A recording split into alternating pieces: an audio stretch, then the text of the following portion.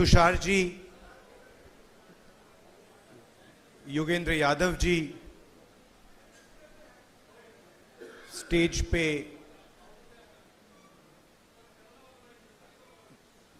कैसे बोलें, मैं नॉर्मली वरिष्ठ नेता बोलता हूं, बट स्टेज पे एमिनेंट पर्सनैलिटीज, सोशल एक्टिविस्ट्स और यहाँ हॉल में आप सब जो आए हैं, आपका यहाँ बहुत बहुत स्वागत, नमस्कार।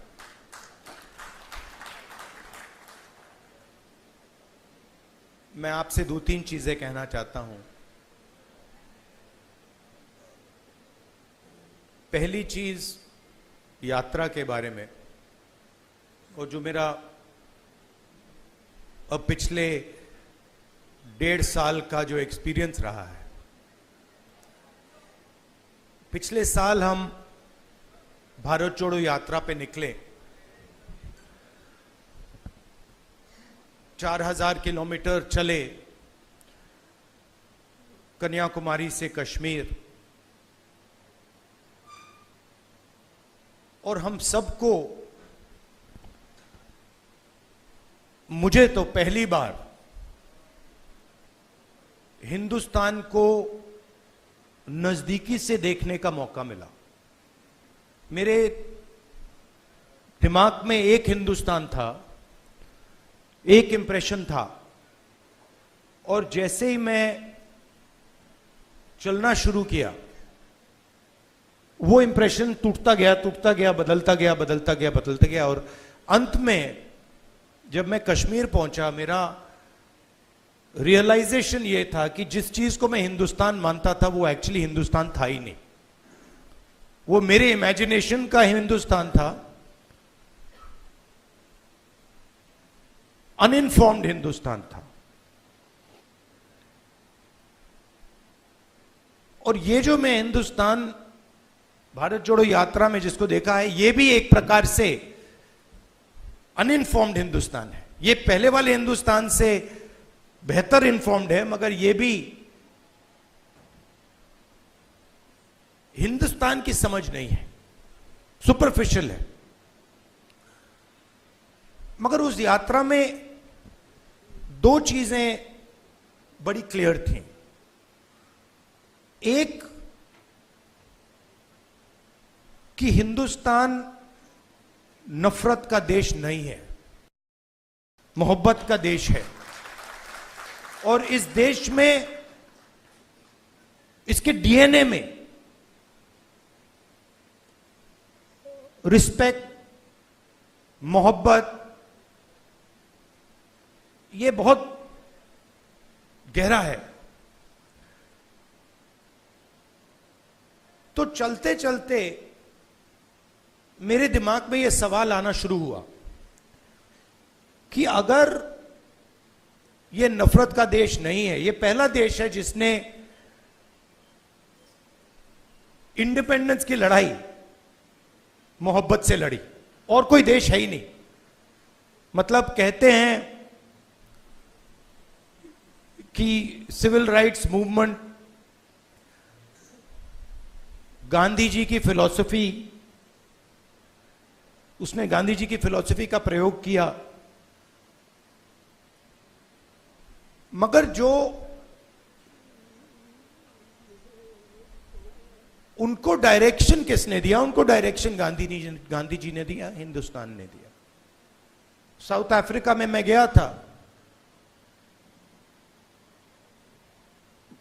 मंडेला जी ने मुझे यही कहा कि हमें जो औजार दिए गए, हमारी फ्रीडम स्ट्रगल के जो औजार दिए गए, वो अफ्रीका के औजार नहीं थे, वो आपके औजार थे, हिंदुस्तान के औजार थे, और वो औजार हमें गांधी जी ने दिए।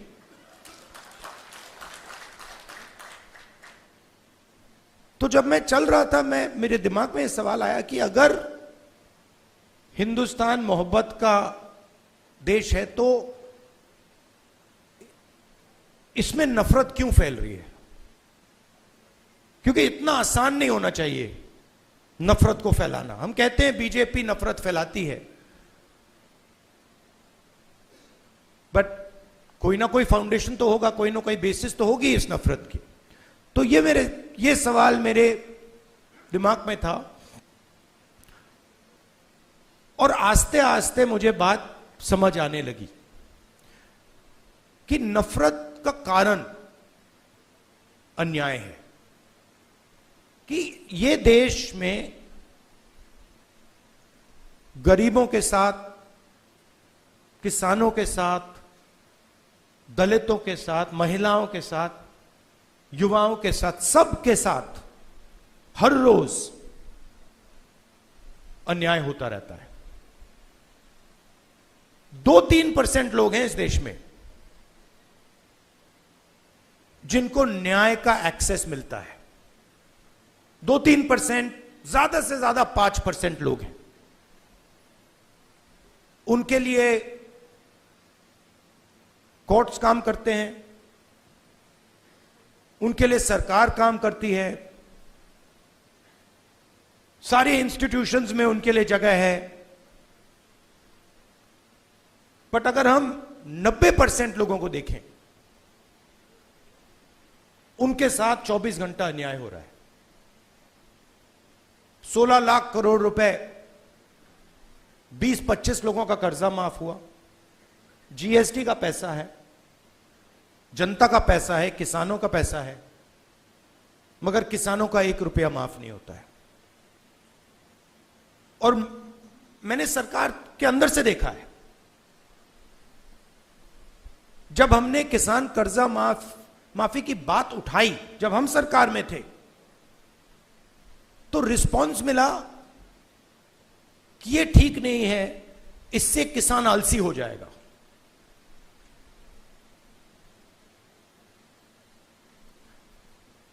मनरेगा से गरीब व्यक्ति की आदत बिगड़ जाती है। मतलब वो काम कर रहा है, उसको आप उस काम के लिए पैसा दे रहे हो और उसकी आदत बिगड़ रही है। और दूसरी तरफ 20-25 लोग हैं, उनका 16 लाख करोड़ रुपए माफ हो रहा है, उनकी आदत नहीं बिगड़ रही। वो उसको पता नहीं विकास कहते हैं, डेवलपमेंट कहते हैं, प्रोग्रेस कहते हैं, पता नहीं क्या कहते हैं। तो अगर आप हिंदुस्तान के धन को देखें और उसको ट्रैक करें, तो आपको दिखेगा कि ये जो सोने की चिड़िया कही जाती है, इसका पूरा का पूरा धन किसानों से, युवाओं से, दलितों से, आदिवासियों से, पिछड़ों से छीनकर ये 20, 25, 50, 200 कितने लोग हैं, ज्यादा नहीं है, इनके ओर फनल होता है। तो इसलिए हमने दूसरी यात्रा में न्याय शब्द जोड़ दिया। और इस यात्रा में हमारा फोकस उस पे था कि किस प्रकार का अन्याय हो रहा है। और हर कदम पे स्टूडेंट्स के पेपर लीक हो रहे हैं, किसान को एमएसपी नहीं मिल रही, मजदूर को मिनिमम वेज नहीं मिल रही, छोटे व्यापारियों को जीएसटी से दबाया जा रहा है। मतलब हर स्टेप पे, हर कदम पे लोग आ रहे थे, कह रहे थे हमारे साथ ये हो रहा है। मगर कंबाइंड कॉन्शियसनेस नहीं है। एक व्यक्ति कह रहा है मेरे साथ अन्याय हो रहा है। मेरे पास छोटे व्यापारी आए गुजरात में, उन्होंने कहा कि जीएसटी से, नोटबंदी से हमें बहुत चोट लगी। मगर उसी डिस्कशन में जो किसान के साथ हो रहा है वो उनको दिख नहीं रहा है, वो देख ही नहीं पा रहे।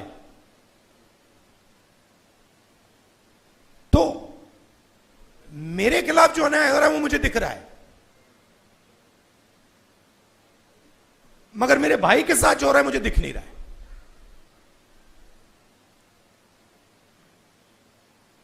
तो ये बहुत जरूरी बात है, क्योंकि जब तक आप अपने भाई के साथ जो अन्याय हो रहा है वो नहीं देखोगे, तब तक कोई मूवमेंट खड़ा नहीं हो सकता। मैं जूडो करता हूं और उसमें एक बड़ी इंटरेस्टिंग चीज है, उसमें जमीन पे गिरना पड़ता है, फेंका जाता है व्यक्ति को। तो जब पहले व्यक्ति शुरू करता है तो वो अपने आप को प्रोटेक्ट करने की कोशिश करता है। जमीन पे गिरोगे तो फिर आप अपने आप की रक्षा करते हो। फिर थोड़ा एडवांस्ड होता है, फिर उसको बात समझ आती है, वो जमीन की रक्षा करना शुरू कर देता है। मतलब don't protect yourself, protect the mat. और बड़े मजे की बात दिखती है कि जब आप जमीन को प्रोटेक्ट करते हो तो ऑटोमेटिकली जमीन आपको प्रोटेक्ट करती है। तो मूवमेंट कैसे बनती है? मूवमेंट जब बनती है, जब मैं अपने दर्द को छोड़कर मेरे साइड में जो खड़ा है उसके दर्द की रक्षा करना शुरू करता हूं, ऑटोमेटिकली वो मेरी रक्षा करेगा, उसको करना ही पड़ेगा। तो ये एक मेंटल लीप की जरूरत है। सबको दिख रहा है कि भाई किसान को दिख रहा है, मजदूर को दिख रहा है, सबको दिख रहा है, मगर एक दूसरे का दर्द नहीं दिख रहा किसी को। मेरा एक्सपीरियंस है दूसरी यात्रा का। आखिरी बात देखिए, आपने राहुल गांधी का नाम बहुत बहुत बार लिया। कांचा जी मेरे दोस्त हैं, उन्होंने नारे भी दे दिए। ये राहुल गांधी नहीं है, ये हिंदुस्तान में करोड़ों लोगों की फीलिंग है। उनमें से मैं एक हूं और आप मेरे ऊपर फोकस कर देते हैं। बट भारत जोड़ो यात्रा में मैंने अपनी आंखों से देखा, मैं अकेला नहीं चल रहा था, लाखों लोग चले थे मेरे साथ।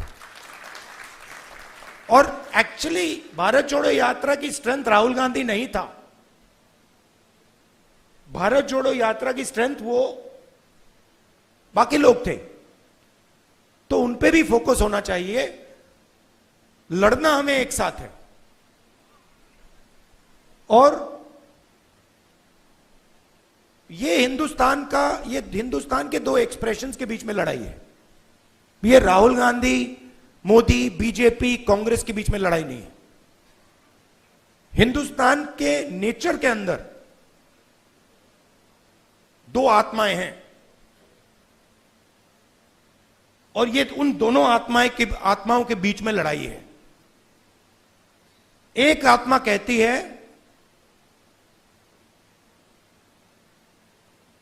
कि हिंदुस्तान बीच से चलाया जाएगा, ऊपर से चलाया जाएगा और सारे लोग ऊपर देख के ऑर्डर लेके इस देश को चलाएंगे। और ये एक सोचने का तरीका है हिंदुस्तान में। बहुत सारे लोग इसको मानते हैं, एक्सेप्ट करते हैं। और एक दूसरा तरीका है कि हिंदुस्तान को डिसेंट्रलाइज तरीके से हिंदुस्तान के सब लोगों को सुनकर चलाया जाएगा, जिसको हम, अगर आप धार्मिक तरीके से बोलना चाहते हैं, शिव की बारात बोल लीजिए।